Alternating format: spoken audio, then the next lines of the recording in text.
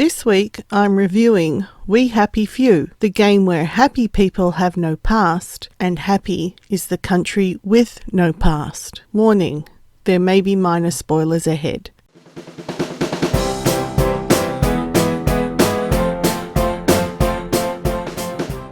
We Happy Few is a survival action-adventure game released in early access for Windows in 2016, with the full version released in August 2018. It was developed by Compulsion Games and published by Gearbox Publishing. It's available for the PS4, Xbox One, and PC.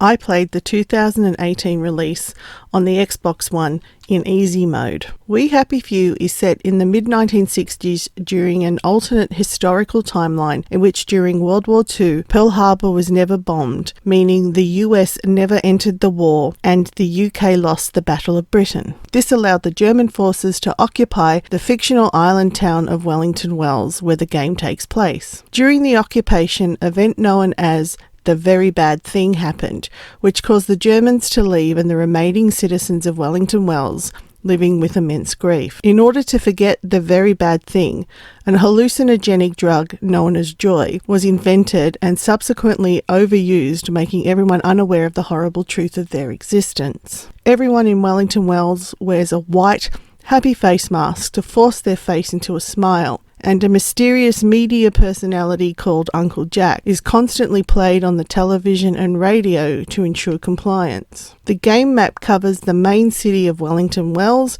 where everyone is on their joy and blissfully ignorant to the truth, and the Garden District where the wastrels live. Wastrels are people who have become immune to joy's effects and therefore remember the very bad thing and suffer severe depression or insanity as a result. The Garden District is also home to downers, those who refuse to take their joy. You play as 3 different characters, Arthur Hastings, Sally Boyle, and Ollie Starkey, who each have their own story arc that intersects with the other characters throughout the game. I don't want to go into their stories in too much detail as it will give away some of the plot points, and I don't wish to ruin the story, as to me, the story is the strongest part of the game. You play as Arthur first. He is a censor worker whose job involves redacting old news articles that do not share happy news.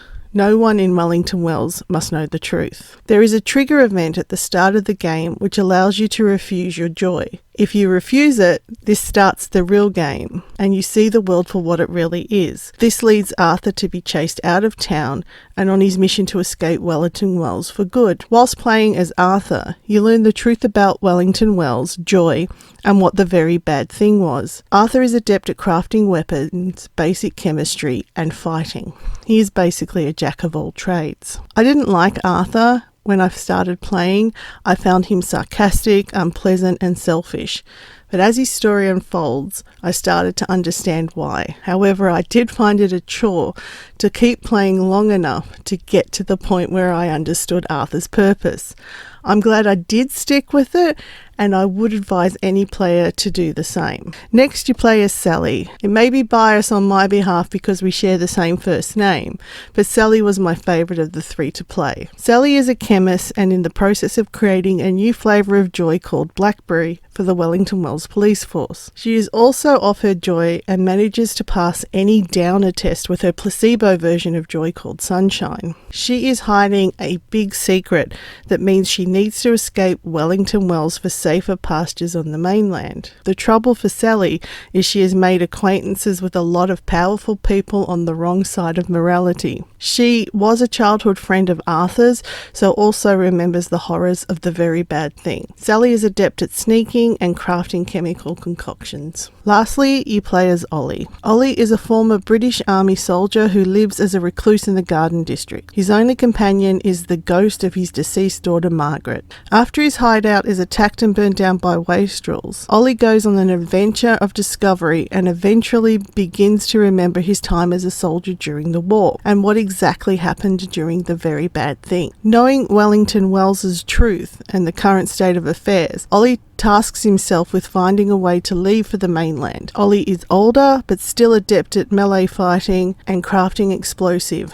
He is slower at running and runs out of steam more quickly. I found the combat clunky and is definitely not a strong point in this game. It is mostly through melee or stealth, and I found it hard to develop a rhythm to the combat play. I got through it though, and I did kill enough people to earn a trophy. The non-player character designs do repeat throughout the map. The most notable are the bobbies, the doctors, and the little old ladies. They all still look extremely creepy, but can't help but notice they're all identical. Whilst playing as Arthur and Sally, the game did crash a lot. However, it never crashed once whilst playing as Ollie. Throughout the game in general, there are glitches and frame rate issues, but not enough to interfere with play. I do recommend playing this game, but get it on sale. I did, and I'm glad. With the bugs that are still present and the crashing that happened, I would not recommend this as a full-priced game. I found the story engaging, the characters well written, and the overall aesthetic interesting.